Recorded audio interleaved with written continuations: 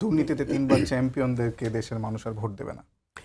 এগুলো ফালতু কথা। এটা হয় কি, ধরেন আমি এই যে যারা বিভাজন নিয়ে আবার বড় বড় কথা বলে, এই কথা বলে মূলত বিএনপি এবং আওয়ামী লীগের মধ্যে বিভাজন বাড়ানো হচ্ছে।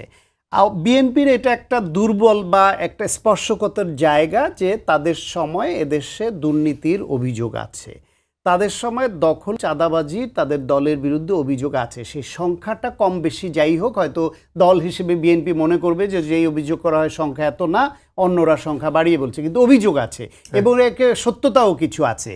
আপনি যখন ক্রমাগতভাবে বিএনপিকে এই বিষয় নিয়ে দোষারোপ করতে থাকবেন, বিএনপি আপনার ন্যাচারালি জামাতের একটা উইক পয়েন্ট খুঁজবে। জামাতের উইক পয়েন্ট কি তখন? যুদ্ধ অপরাধ এবং রাজাকার প্রশ্নটা, ৭১ প্রশ্নটা এবং ধর্মের অপব্যবহারটা জামাতের একটা প্রশ্ন। ছাত্র রাজনীতিতে অতীতের রক্কাটা রাজনীতি তাদের একটা স্পর্শকাতর জায়গা।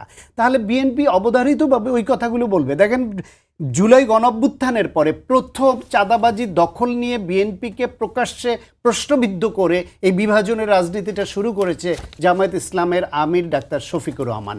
তিনি বলার পরে তার জবাবে বিএনপি মহাসচিব বলছেন, এরপর পাল্টাপাল্টি চলছে। তাইলে এখনও তারা এইসব কথা বলে। 3 বার চ্যাম্পিয়নের কথা বলে বিএনপির সময়ে। বিএনপির ওর মধ্যে ওই 3 বার যখন হয়েছে ওই সময় তাদের 2 জন মন্ত্রী ওই সরকারের গুরুত্বপূর্ণ 2টা মন্ত্রণালয়ের দায়িত্বে ছিল, তারা ওই সরকারের অংশীদার ছিল, ওই জোটবদ্ধ ছিল। তাদের মন্ত্রণালয়ে পাওয়া যাওয়া না যাওয়া এগুলো একেবারেই টেকনিক্যাল কথা। আপনি আইসোলেটলি একটা মন্ত্রণালয় বা একটা ডিপার্টমেন্ট সৎ বাংলাদেশে থাকা সম্ভব? এইটা আপনার অর্থ ব্যবস্থা, ব্যাংকিং ব্যবস্থা, আদেশ ব্যবস্থা, ক্যাবিনেটের সিদ্ধান্তের ব্যবস্থা একটা আর একটার সঙ্গে ইন্টারলিঙ্ক।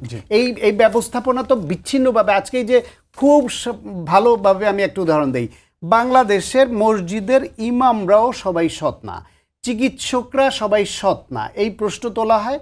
আমি খুব ভালোভাবে এটা বলি যে ওরা আলাদাভাবে এই সিস্টেমের বাইরে গিয়ে কিভাবে সৎ থাকবে? তাকে তো বাড়িটা করতে গেলে ওই অন্যদের মতোই ঘুষ দিতে হয়, তাকে তো একটা লোন নিতে গেলে অন্যদের মতোই ওই ব্যবস্থা গ্রহণ করতে হয়। তো জামাত 2টা মন্ত্রণালয় চালিয়েছে আর তারা শুধু সৎ থেকেছে একেবারে গণ্ডির মধ্যে থেকে, এটা সম্ভব এই দেশে? সম্ভব না। বরং তারা সমাজ কল্যাণ মন্ত্রণালয়ের দায়িত্বে থেকে তাদের লোকদেরকে ওইখানে ইচ্ছা মতো বিভিন্ন এই এনজিওর কাজ পাইয়ে দেওয়া, বিভিন্ন প্রতিষ্ঠানের দায়িত্ব দেওয়া, এইসব করেছে। শিল্প মন্ত্রণালয় থেকে করেছে, কৃষি মন্ত্রণালয় থেকে করেছে।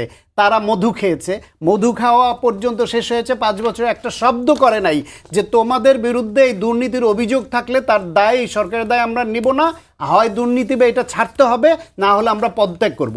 একবারও বলেছে আমরা পদত্যাগ করব? বলে নাই।